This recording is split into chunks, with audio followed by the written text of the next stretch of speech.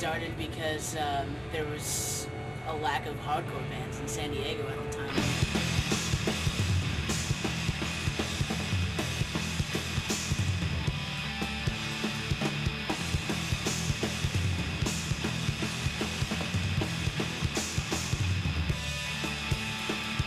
I remember the name coming about kind of was because, like, you know, Gorilla Biscuits and Youth of Today and all those bands like weren't straight edge anymore, and how we're gonna be straight edge, and so we're Unbroken because we're still straight edge because we went through that era of hardcore. You know you bred me some other time, some other place, but the words never hit. What this hard, now you're looking at me. Some kind of new life, well this new life is not as new as you wish. I wanted to put out a 7-inch. That was my dream. Like, I just want to put out a 7-inch. I love records so much, and just to like be like basically immortalized on a piece of wax, like it just means the world to me. Airing it out again, here I am, cleaning up myself again. When it was all done, I felt more than happy, you know, about what was done and what was accomplished by us, and all the things we got to do, the people we met, the records we put out, the places we saw.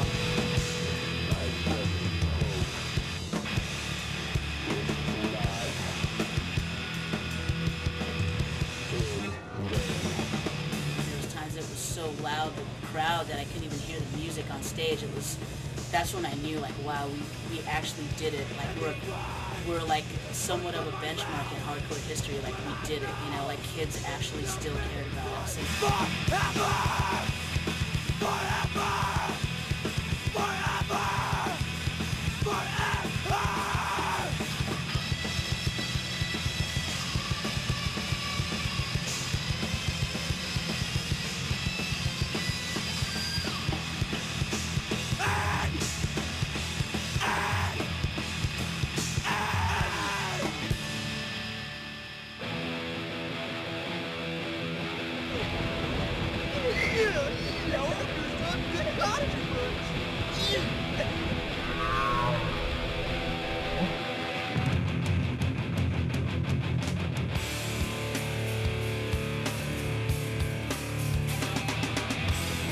I'm Brian, by the way. Are you gay? What? Are you gay? Am I good? Gay. Gay? Yeah. Okay, I only did it for like 6 or 7 months, and I made like $10 each night.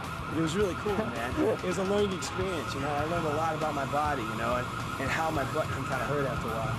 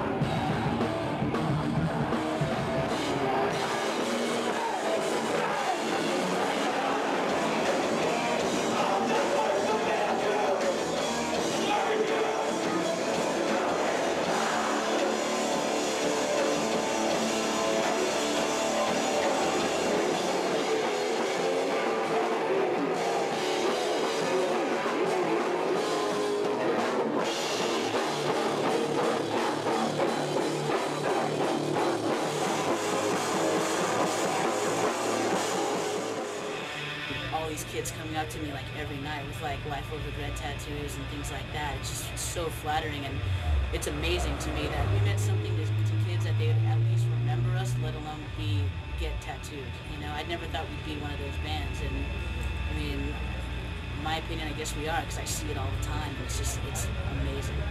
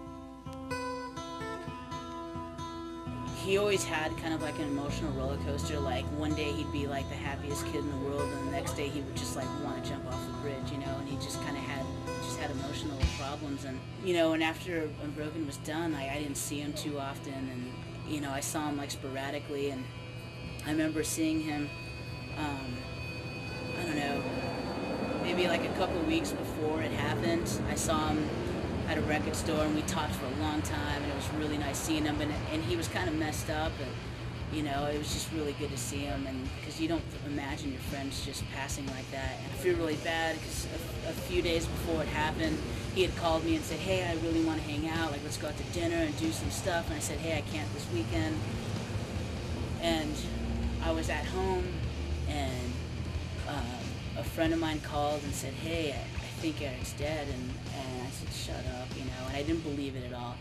And then Steve had called me up like maybe 45 minutes later. It was just like pretty early in the morning, like around like 8:30, 9 in the morning. And Steve had called me and said, hey, I think it's true, Eric's dead. And he was crying, and I was shocked. I didn't know what to do, and I just dropped the phone, and I just kind of freaked out. And I tried calling the last number that I had for him, and no one was answering, and I didn't know what was going on. And then later on in the day, it hit, you know, yeah, he's dead. And you know, they found his body in a hotel, and yeah, it was horrible. Just knowing that, like, someone that you went through so much with in a band, like sitting in a van, like talking and like writing lyrics with, and like writing music and playing shows and all these things with someone for so long, and now they're gone, and you're never going to see them again. They're never going to, and I don't know, a piece of me died, like really bad. And I think about it at least like once or twice a week. It just hits me like I wish Eric was around. Like, I'd love to do a band with Eric right now. Like, he was so talented. He was so talented. Like, I mean, he could write some good lyrics if he wanted to. But music-wise, that guy was incredible, and it's just such a waste. You know, there's no more great songs are ever gonna come out of him. You know, ever again. It's done, and that hurts a lot too, because I know how attached he was to music. And when he wrote songs, it was like therapy to him.